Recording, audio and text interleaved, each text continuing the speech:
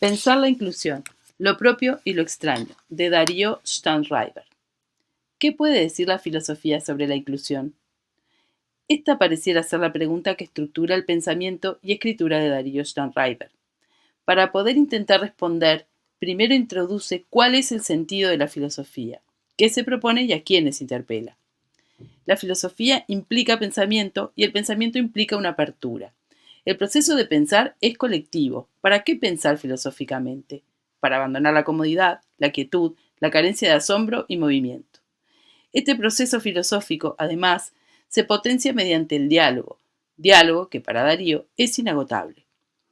Es en este sentido que podemos pensar que la filosofía es compartida, que interpela a quien encuentra y que además es sustancialmente inclusiva, porque si implica un diálogo, entonces sabemos que siempre hay un otro.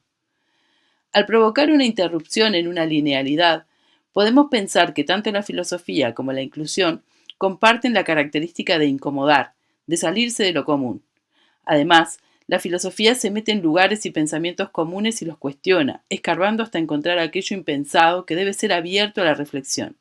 La realidad es que la inclusión es un problema filosófico. Pensando sobre ella encontramos paradojas, preguntas sin respuestas concretas y cuestiones a ser pensadas. Darío se encuentra así con el problema de la inclusión. Pensar la inclusión filosóficamente no es resolverla. Es encontrar las aristas que están en la oscuridad, que también forman parte del problema pero están ocultas. ¿Qué es la inclusión? La inclusión es que cualquier persona sea incluida por igual en una comunidad. Cualquiera debe ser parte de ese lugar común. ¿Quién es ese cualquiera? Parece que cualquiera es una persona que no es diferenciada del resto por su propia subjetividad.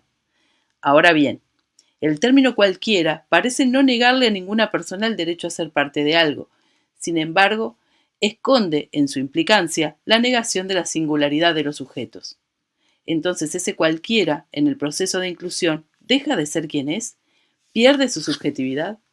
Esa comunidad está formada por todos si es inclusiva, pero ¿quiénes son todos? Darío se pregunta, ¿es posible realmente una inclusión que alcance a todos? ¿O siempre una política de inclusión va a generar, en el acto de incluir, que nos quede alguien por fuera?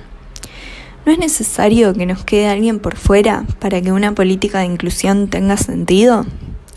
Porque si para incluirte entonces tenés que ser cualquiera, tu particularidad, tu identidad, no termina siendo contemplada en el acto de inclusión. ¿La inclusión es una solución o es un problema? En este sentido, siguiendo con el razonamiento de Darío, nos encontramos con el problema del otro en tanto otro, del otro con su alteridad. ¿Cómo nos relacionamos con ese otro? La tolerancia del otro implica que el tolerado sea leído y traducido al lenguaje del tolerante. Podríamos pensar que ese otro es tolerado en tanto es un otro que se amolda en su diferencia a mí, porque cuando el otro es completamente distinto, esto me desacomoda. ¿Hasta qué punto acepto al otro? ¿Cuál es mi límite? Cito a Darío. Si una política de inclusión incluye a costa del desotramiento, no es de inclusión, porque no incluía al otro en su otredad. Incluía al otro porque dejó de ser quien era. Y si el otro permanece como otro, tengo el problema de que no puede ser incluido.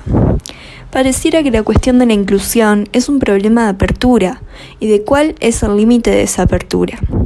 Esto permite al autor pensar en un entre, simbolizado con la figura del pasillo.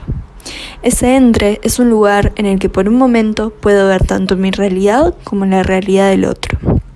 Sin embargo, el pasillo también es un problema, porque es un lugar de tránsito mediante el cual debo llegar, como dice Darío, a una habitación. Entonces pareciera que la solución es ver cómo evitamos el problema de la inclusión, si podemos ver más allá de nuestra subjetividad o no, si reconocemos al otro en tanto otro o intentamos modificar su otredad para incluirlo, si la comunidad sostiene una idea de inclusión tan amplia al punto de dibujar sus límites. Interesa pensar si ese otro puede o no ser percibido como otro, siendo que su otredad puede ser naturalizada o no vista y de esta forma aceptar esa exclusión en la que está inmerso. Además, cuestionarnos si esa otredad es discriminada, por qué lo es y si mediante esa discriminación no estamos justificando la exclusión que habita ese otro en tanto otro. Entre tantas preguntas, entre tantos problemas filosóficos, entre tanta apertura a cuestiones que pueden y deben seguir siendo pensadas, Darío llega a la pregunta concluyente: ¿cómo pensar y seguir pensando las políticas de inclusión sin negar las paradojas a las que toda inclusión nos lleva?